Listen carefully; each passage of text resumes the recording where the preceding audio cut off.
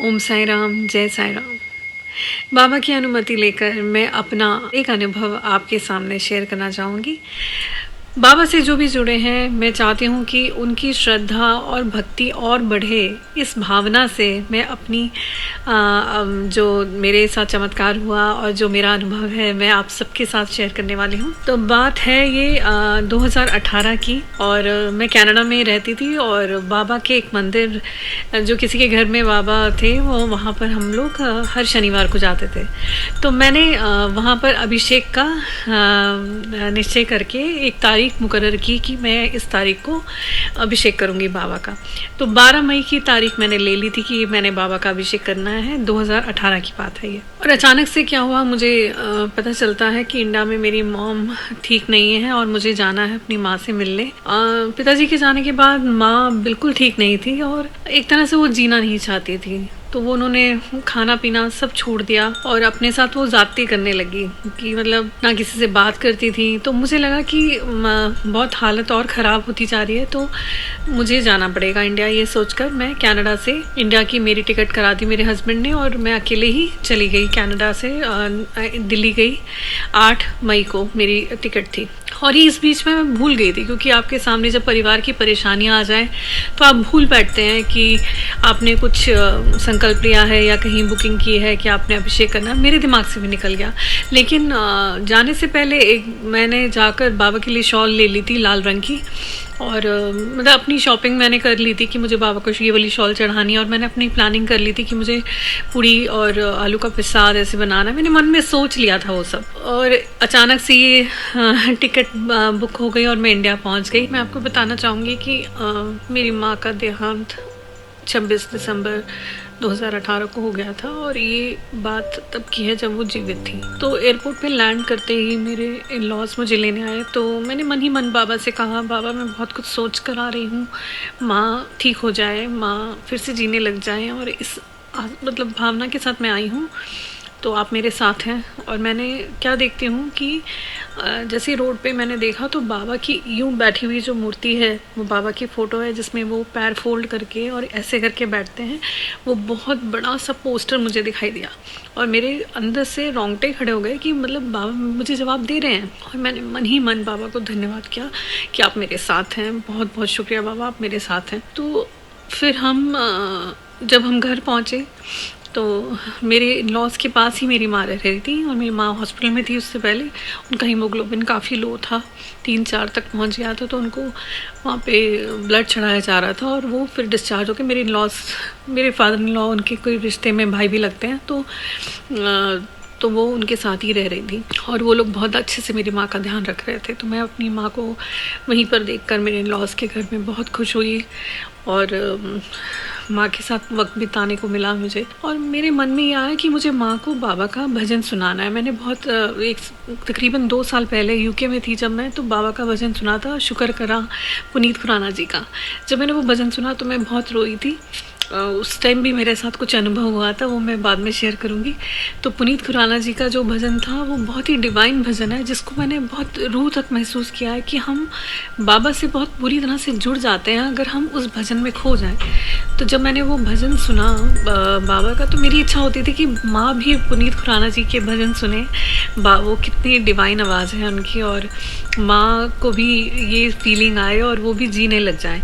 तो मैंने पुनीत खुराना जी by chance मेरे कांटेक्ट में ही थे मैसेंजर के थ्रू, तो मैंने उनको मैसेज कर दिया कि आप कहाँ भजन करने वाले हैं, मेरी माँ ठीक नहीं है, मुझे उनको भजन सुनाना है। तो उन्होंने कहा कि हम तो ऐसे किसी की फैमिली में अगर पार्टी होती है वहाँ जाते हैं, वहाँ पे आप आ नहीं पाएंगे। अगर मंदिर में कहीं होता है प्रोग्राम तो अपनी माँ को ले आएँ, क्या आप अपनी माँ को लेके आ सकते हैं।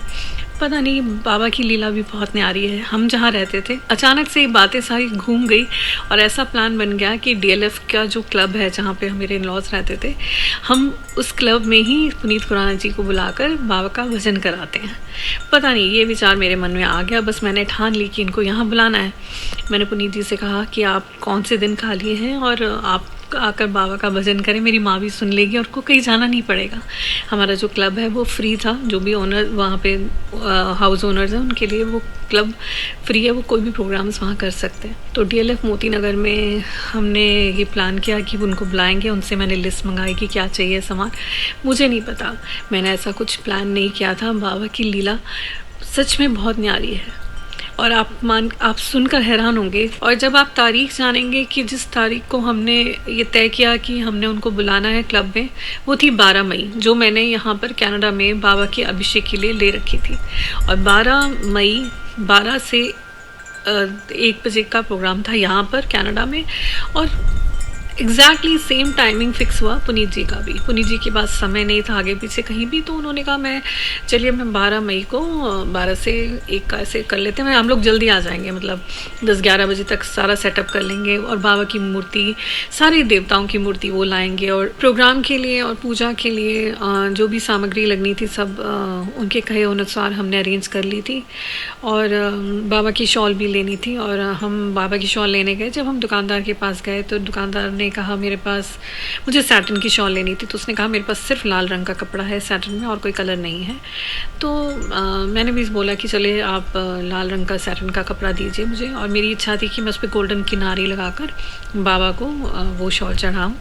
और आप मानेंगे कि जो कनाडा में मैंने कपड़ा खरीद रखा था वो भी लाल रंग का था, जो मैं साथ ही ले गई थी। और मैंने जब बैग में देखा अरे ये भी लाल रंग है, तो मैंने उस पर भी किनारी लगाई कि कभी ना कभी वापस आकर कनाडा में भी वो बाबा को मैं शॉल चढ़ाऊँगी। तो ये भी बाबा का चमत्कार था कि जो कलर मैंने पहले लाल रंग का ले लिया था, बाबा ने भी दुकानदार से मुझे फिर से सैटिन का रेड कलर ही दिलवाया। और बड़ा ही प्यारा सा अनुभव रहता है ये जब आप बैठकर इन चीज़ों को देखते हैं। वैसे तो करते समय तो नहीं पता चला, अचानक से मैं घर जाकर बैठी, हम ये सब अरेंजमेंट्स कर रहे थे, तो मेरे ध्यान आया कि मैंने अभिषेक ले रखा था कनाडा का और मैं किसी वजह से अब कनाडा में अभिषेक नहीं कर सकती। और अचानक मेरी तारीख पर नज़र गई कि मैंने 12 मई जो 12 से 1 का प्रोग्राम वहाँ बाबा का अभिषेक करने का सोचा था, एग्जैक्टली वही तारीख वही समय बाबा ने मुकर्रर कर दिया मेरे लिए इंडिया में, और वो भी पुनीत जी का प्रोग्राम है और वही पूड़ी आलू का हलवा और मेरी जो इच्छा वाली शॉल है। मैं बता नहीं सकती कि आप और नज़दीक चले जाते हैं बाबा के, आप दिल से उनको धन्यवाद करते हैं कि वो आपकी प्रार्थनाएं सुन रहे हैं।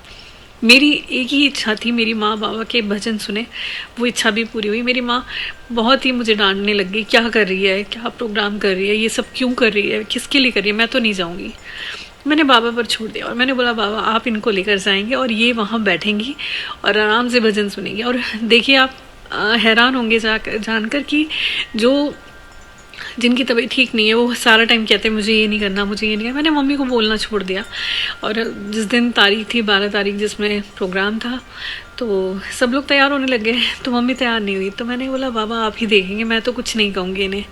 तो मैंने बाबा पे छोड़ दिया और देखा अपने आप ही मेरे को कहती है मैं कौन से कपड़े पहनूँ, मैं ये अच्छा लगेगा नहीं लगेगा। तो तैयार हो गई, वो आराम से चली गई और बैठकर उन्होंने आराम से सारा का सारा प्रोग्राम देखा, लंगर खाया। और मुझे लगता है मैंने अपनी तरफ से मैं जो चाहती थी वो किया। लेकिन जीवन और मृत्यु ये हमारे हाथ में नहीं है, लेकिन जब तक हम जीवित हैं तब तक हम अपने गुरु, अपने प्रभु से सच्चे दिल से जुड़े रहें, तो वो हमारे साथ ही चल रहे हैं, हमारे अंग संग ही हैं। और बाबा आपको हर पल हर घड़ी ये एहसास कराते चले जाएंगे कि वो आपके साथ हैं। मेरे जीवन के बहुत ऐसे अनुभव हैं जो आपसे मैं शेयर करूँगी। मेरी एक ही इच्छा रहती है, हर साईं भक्त जो भी बाबा से जुड़ा है, मेरा भाई, मेरे दोस्त हैं, वह उनकी भक्ति में और वृद्धि होती चली जाए और वो ऐसा अनुभव करें कि बाबा उनके साथ ही रहते हैं। ओम साई राम, जय साई।